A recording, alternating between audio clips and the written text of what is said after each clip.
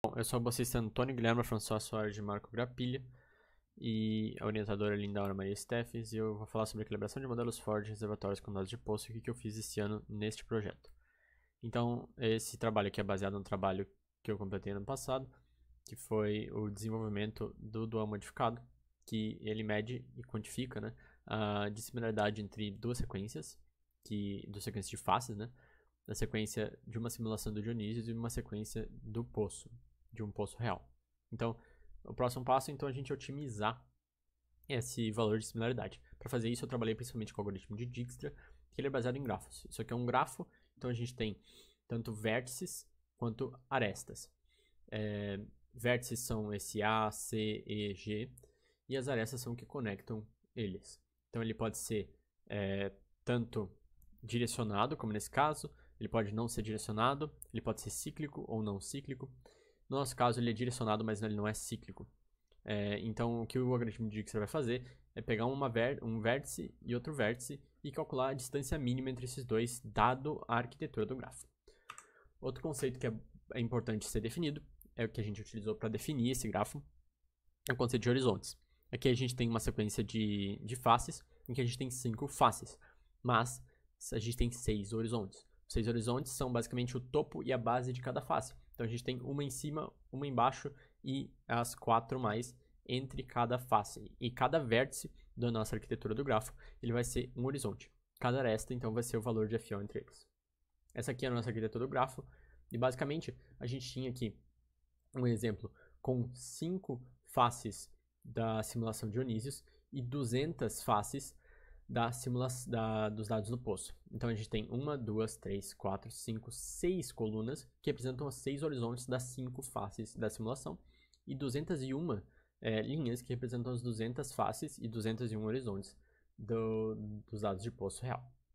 Então o que a gente vai fazer com essa arquitetura é só jogar Dijkstra e fazer a distância entre esse vértice e esse vértice, e a gente consegue a minimização, aí, a otimização da nossa dissimilaridade. Outra coisa que eu trabalhei foi outros métodos de otimização, mas esses são baseados em gradiente. Eu trabalhei em cima dessa função de benchmark, chamada Himmel-Blau, em que a gente tem f igual a 0 em 4 pontos aqui, mínimos locais. Então, eu estudei métodos que são baseados em gradiente, que a ideia principal é que a direção oposta ao gradiente, ou seja, a direção do gradiente negativo, é a direção de descida mais acentuada, portanto, a direção que é mais interessante descer para a gente otimizar. Outra coisa que você tem que definir, além da direção melhor para otimização, é o quão grande vai ter que ser esse passo a cada x. Então a gente utiliza um método chamado line search, que calcula o tamanho do passo que cada x tem que se mover na direção do gradiente negativo. O steepest descent é o mais simples e que praticamente aplica somente esses conceitos. O método de quasi-Newton é uma alternativa ao método de Newton, mas que não precisa do Hessiano. E ele faz isso fazendo uma aproximação do Hessiano, aquela parte do BFGS faz isso. O gradiente conjugado também é uma alternativa ao Newton, mas que não precisa nem do Hessiano, nem da aproximação do Hessiano. Ele usa uma combinação linear dos gradientes calculados anteriormente e o gradiente atual. E daí ele substitui o Hessiano para fazer isso. Eu fiz alguns testes de performance, mas vale lembrar que esses testes de performance, eles não necessariamente vão se espelhar na aplicação atual. No Dijkstra eu apliquei no Dijkstra de verdade e ele teve uma performance bem interessante.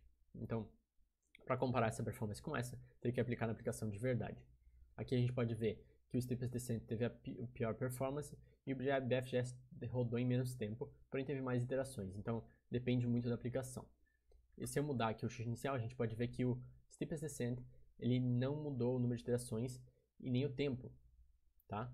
Já o BFGS ele diminuiu as iterações, porém aumentou o tempo, o que é interessante. O gradiente conjugado foi o que diminuiu as iterações e também diminuiu e teve um menor tempo de rodar. Então, nesse caso, mas lembrando que só aplicando na aplicação de verdade. Isso aqui é só para a gente ter uma ideia de como eles funcionam e ter um modelo para aplicar na aplicação de verdade.